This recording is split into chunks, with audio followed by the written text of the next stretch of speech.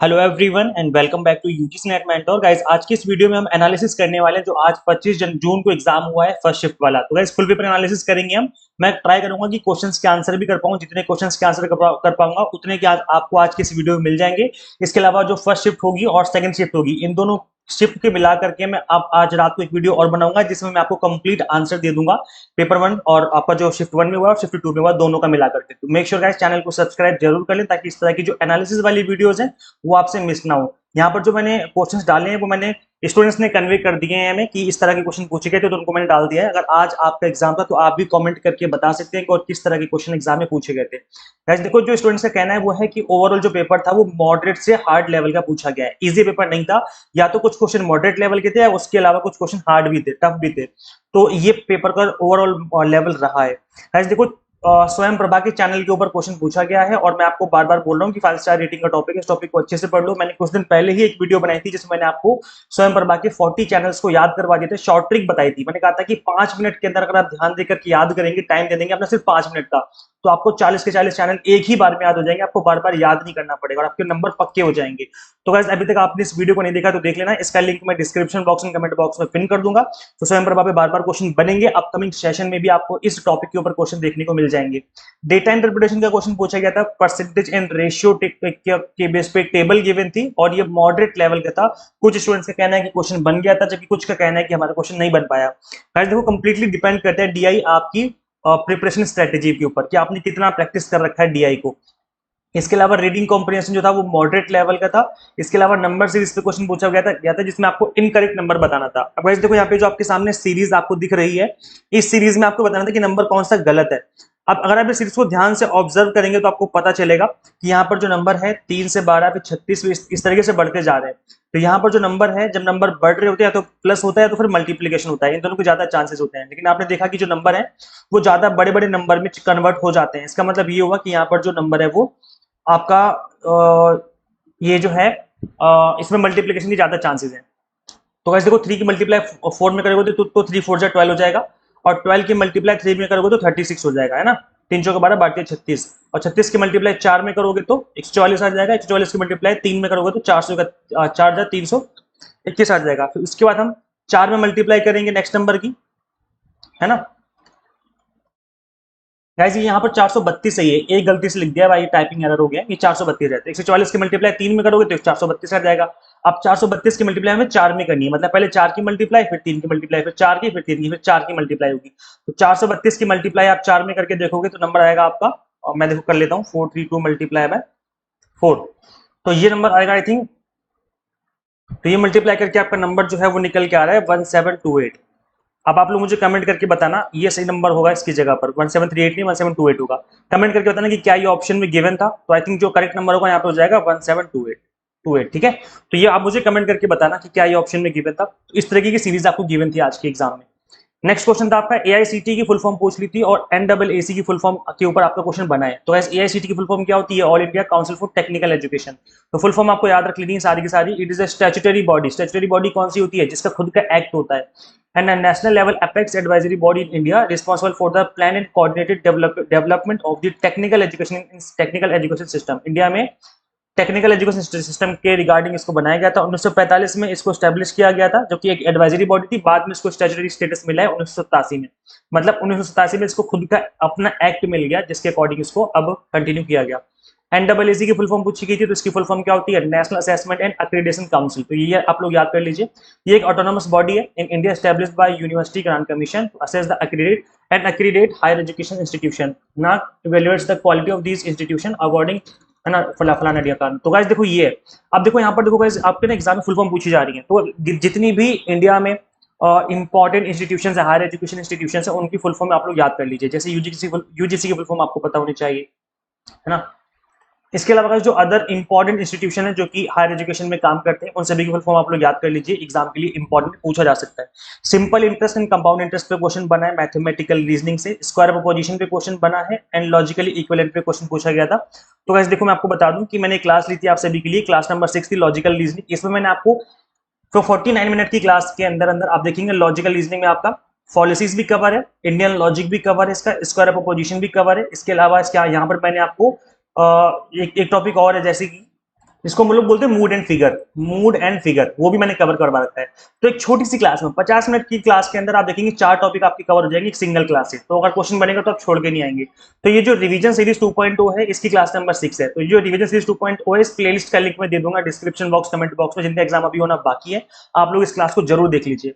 इसके अलावा आप सभी को पता है कि इस तरह के क्वेश्चन बन रहे हैं एग्जाम में, मतलब टीचिंग एप्टीट्यूड के अंदर जो इंपॉर्टेंट टूल्स हैं ऑनलाइन, उनके ऊपर क्वेश्चन पूछे जाते हैं। जैसे लास्ट ईयर मॉडल पे क्वेश्चन पूछा गया था, मॉडल पे बनाता है ना, तो इस तरह के क्वेश्चन बन रहे हैं। अभी यूडेमी पे कोई क्वेश्चन पूछा गया, तो Udemy is an online learning and teaching marketplace often categorized an edtech education technology company.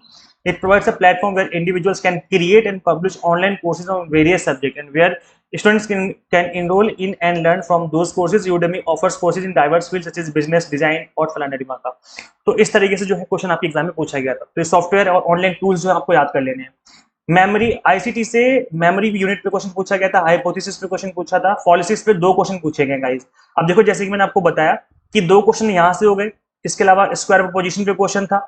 तो ये एक जितने भी क्वेश्चन बन रहे हैं एक सिंगल क्लास से आपके कवर हो जाएंगे। आप देखेंगे यहाँ पर मैंने फॉलिसिस भी कवर करवा रखी है, इंडियन लॉजी भी करवा रखा है, स्क्वायर पोजीशन भी करवा रखा है, कंप्लीट टॉपिक एक सिंगल क्लास में करवा रखी है। तो आप इस क्लास को जरूर देखें, एग्जाम जिनका होना बाकी है। ब्लूम टैक्सोनॉमी पे क्वेश्चन था, टीचिंग एप्टीट्यूड से कोडिंग डिकोडिंग पे क्वेश्चन था, टाइम एंड स्पीड पे क्वेश्चन था, क्योटो एंड मॉनिटर प्रोटोकॉल पे क्वेश्चन था। तो बस देखो दोनों ही जो प्रोटोकॉल है वो हमारे एनवायरनमेंट के रिगार्डिंग बनाए गए हैं। Kyoto Protocol and Montreal Protocol are two significant international environment agreements. The Kyoto Protocol focus on reducing greenhouse gases. याद रखिए Kyoto Protocol किसके ऊपर है? ग्रीन हाउस गैसेस को रिड्यूस करने की बात करता है ये, जबकि जो कि क्लाइमेट चेंज से हमें बचाएगा। मॉडल प्रोटोकॉल क्या है? To protect ozone layer. अब मॉडल प्रोटोकॉल ओजोन लेयर को प्रोटेक्ट करने की बात करता है ना, ओजोन डिप्लीटिंग सब्सटेंसेस के रिगार्डिंग। तो ये अब गाइस देखो मॉडल प्रोटोकॉल के अंदर और क्योटो प्रोटोकॉल के अंदर किस किस गैसेस की बात की गई, ये लोग आप लोग याद कर लेना। तो इसके अंदर कुछ गैसेस हैं जो कि आपको याद कर लेनी है, प्लस क्योटो प्रोटोकॉल और मॉडल प्रोटोकॉल कब बना, इनके ईयर ऑफ एस्टेब्लिशमेंट भी याद कर लेना। तो ये आपके एग्जाम के लिए इंपॉर्टेंट है। इनफैक्ट जितने भी इंपॉर्टेंट प्रोटोकॉल्स हैं वो आपको याद कर लेने, उनके ईयर याद कर लेना है। पता है मजे की बात बताऊं मैं, कि जो पीपल डेवलपमेंट एनवायरनमेंट के अंदर जितने भी अग्रीमेंट्स एंड प्रोटोकॉल्स हैं, ये सारे के सारे अग्रीमेंट एंड प्रोटोकॉल मैंने सिर्फ 15 मिनट के अंदर आपको कवर करवाए हैं विद कंप्लीट डिटेल। तो उस क्लास का लिंक मैं डिस्क्रिप्शन बॉक्स, कमेंट बॉक्स में दे दूंगा। सो गाइस मेक श्योर आप इस क्लास को जरूर देखिए, जिनके एग्जाम अभी होने बाकी, क्योंकि मैंने कुछ शॉर्ट ट्रिक भी बताई उनको याद करने के लिए, है ना। तो ये जो प्रोटोकॉल है इस क्लास का लिंक मैं दे दूंगा description box and comment box में। एजुकेशन कमीशन के ऊपर जो कि एक्सपेक्टेड था क्वेश्चन बना है और हमेशा से बनते हैं, तो एजुकेशन कमीशन आपको याद कर लेने। हायर एजुकेशन के अंदर से सैम्पलिंग पे क्वेश्चन था, वाटर ट्रीटमेंट पे क्वेश्चन था, न्यूक्लियर पे क्वेश्चन पूछा हुआ था, पीपल डेवलपमेंट एनवायरनमेंट से टाइप्स ऑफ रिसर्च पे क्वेश्चन था, डेटा कलेक्शन टेक्निक, ये सब रिसर्च एप्टीट्यूड पे क्वेश्चन था, ट्रोजन हॉर्स पे क्वेश्चन पूछा हुआ था। गाइस देखो गाइस काफी इंपॉर्टेंट टॉपिक है ये। सो ट्रोजन हॉर्स क्या है? In the context of cyber security it is a type of malware. ये एक मैलवेयर होता है जो कि डिस्गाइज करता है itself as a legitimate software to trick users into installing it in their computer. मतलब आपको लगेगा कि ये सही सॉफ्टवेयर, अच्छा सॉफ्टवेयर जो कि मेरे कंप्यूटर में अच्छा काम करेगा, लेकिन उसके अंदर वायरस छिपा रहता है, एक मैलवेयर छिपा रहता है। वो एक बार आपने इसको इंस्टॉल कर लिया, it can perform malicious action like stealing data, spying on users और providing backdoor access to the system. Unlike virus, Trojan don't replicate themselves; they rely on social engineering to spread. तो ये अपने आप को बढ़ाते नहीं है, बल्कि वो अपना जो खुफिया काम है वो स्टार्ट कर देते हैं। तो एक बार आपने इंस्टॉल कर लिया एक ऐसा सॉफ्टवेयर जो कि मैलिशियस है, मतलब उस पर डाउट है, अब दिखने में वो लेजिटिमेट लगेगा लेकिन लेजिटिमेट है नहीं वो, है ना। तो इस तरह का जो सॉफ्टवेयर होता है ये आपको कहलाएगा, इस तरह का जो मैलवेयर है वो ट्रोजन हॉर्स कहलाता है। तो वैसे देखो जो टाइप्स ऑफ कितने तरह के वायरस होते हैं, कितने तरह के मैलवेयर होते हैं, विद एग्जांपल मैंने काफी डिटेल में बताया हुआ है। ये छोटी सी क्लास है, 20 मिनट की क्लास है, कंप्लीट टॉपिक मैंने इसके अंदर कवर करवा रखे हैं विद एंटीवायरस सॉफ्टवेयर के जो नेम है। तो इस क्लास का लिंक भी मैं आपको description box and comment box में पिन कर दूंगा, तो इस क्लास को भी आप जरूर देखें एग्जाम में जाने से पहले। ग्लोबल वार्मिंग पे क्वेश्चन था, बॉक्स ऑफिस हिट पे क्वेश्चन पूछा हुआ था कि आरआर, केजीएफ, पुष्पा, दंगल, शोले, इस तरह का कोई क्वेश्चन था। एग्जिट क्वेश्चन नहीं पता चल पाया है, बट ये काफी एक अनएक्सपेक्टेड क्वेश्चन डाल दिया है एनटीए ने, क्योंकि इस तरह का क्वेश्चन पहले कभी नहीं देखा गया, जो कि मूवीज पे ही पूछ रहे हो डायरेक्ट। वेब ब्राउजर पे क्वेश्चन पूछा हुआ था गाइस आपके एग्जाम में, विक्रमशिला यूनिवर्सिटी पे क्वेश्चन था। तो ये एक बुद्धिस्ट मोनास्टिक यूनिवर्सिटी है, situated in what is now modern day Bihar, आज के टाइम में बिहार जिसको बोलते हैं वहां पे सिचुएटेड है ये फाउंड की गई थी किंग धर्मपाला ने between the late 8th and early 9th century. It was one of the 3 most important Buddhist mahaviharas of its time in India along with the Nalanda and ओदांतापुरी।